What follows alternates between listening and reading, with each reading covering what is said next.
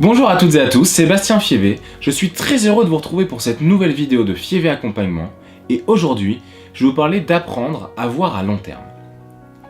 Pour ce sujet, je vais aborder trois parties. Dans un premier temps, de montrer que nous avons trop tendance à choisir la vision à court terme. Dans un deuxième temps, d'apprendre à voir à long terme. Puis un troisième sujet un peu différent, c'est-à-dire d'apprendre à connecter nos valeurs les plus hautes à des tâches qu'on est obligé de faire et qu'on trouve un peu contraignantes, voire difficiles. Donc, ce que je vais vous amener à réfléchir maintenant, c'est que lorsqu'un choix se présente à nous, nous avons vraiment trop tendance, voire systématiquement, à choisir le plaisir à court terme. Ce qui a pour effet généralement de nier la souffrance à long terme et que du coup nous ne pensons pas à ce que cela pourrait nous apporter ou non de faire tel ou tel choix. Je ne dis pas que le choix du plaisir immédiat est forcément négatif, je dis juste que nous avons trop tendance à oublier, à ne pas nous fixer sur la personne que l'on veut être plus tard.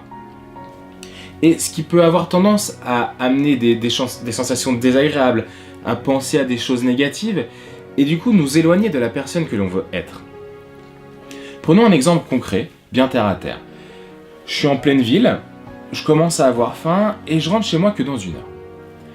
Et à ce moment-là, je passe devant mon restaurant préféré de fast-food, de restauration rapide. Je voulais choisir votre enseigne préférée. Et là, je me dis, oh, tiens, je mangerais bien le hamburger avec les frites que j'ai vu l'autre fois, il a l'air vraiment bon.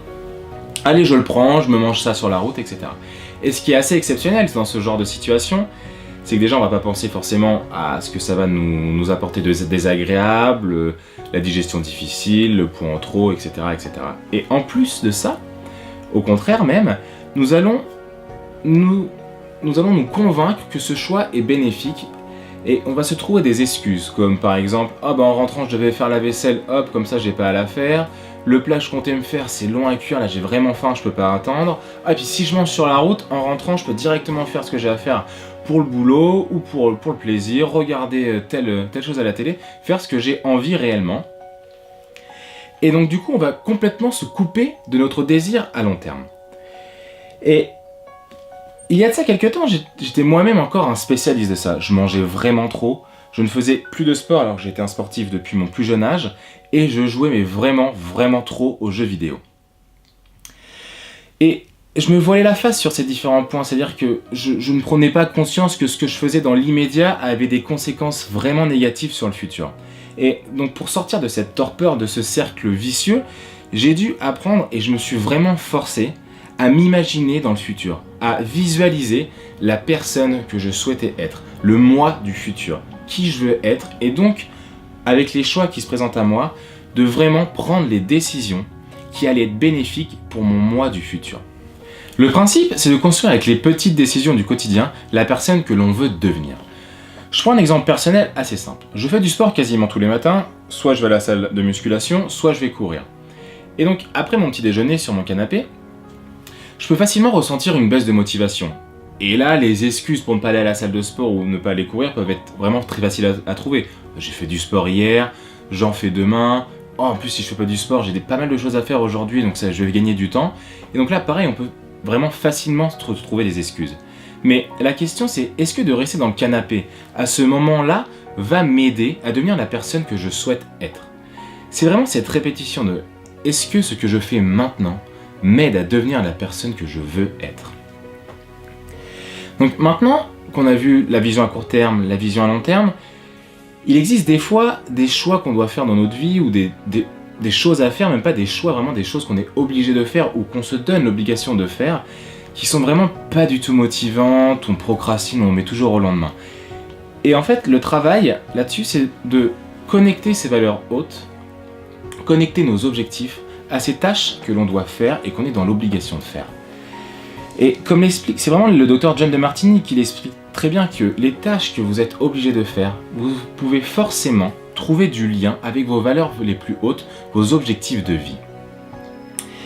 Et c'est vrai qu'il est parfois difficile d'en trouver, mais c'est un véritable exercice et je vous conseille vraiment d'apprendre à connecter avec vos valeurs les plus hautes les tâches vraiment difficiles. Je prends un exemple personnel, alors ça va être très simple, mais je suis vraiment pas fan de voiture et donc tout ce qui est lié à l'entretien de ma voiture. Donc ça peut être une révision, une réparation, voire même de l'essence. Tout ça, vraiment, ça me saoule profondément. J'ai l'impression de perdre mon temps, de perdre mon argent. C'est vraiment pas ce que j'aime faire. Et donc je pourrais facilement me dire, ah bah aujourd'hui je prends pas ma voiture, je demande à un tel de venir me chercher, en plus ça coûte de l'argent, j'ai pas envie, allez les transports en commun, etc., etc. Je peux me trouver 1000 excuses pour pas de faire ce que je dois faire pour ma voiture.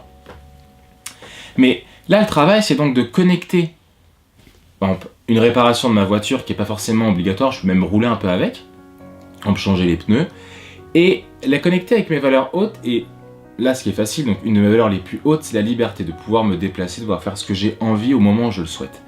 Tendre à ça le plus possible. Et donc si je pense à la voiture qui est un moyen de locomotion rapide, en plus quand on est en ville, c'est assez simple d'aller d'un endroit à l'autre, je peux facilement connecter ma valeur liberté à l'entretien de ma voiture en me disant que ça va me permettre d'aller où je veux, d'actionner ma liberté et de faire ce que j'ai envie de faire. C'est vraiment, tout le travail est vraiment là de connecter ces valeurs les plus hautes aux tâches vraiment qu'on n'aime pas faire. Donc vraiment, vous pouvez me dire, ah mais il y a des choses, c'est impossible, etc. Il y a forcément un tout petit lien, et si vous réussissez à trouver ce petit lien, vraiment, vous allez mettre de côté le mot procrastination, vous allez faire les choses beaucoup plus rapidement, et en plus avec plus de motivation et de plaisir.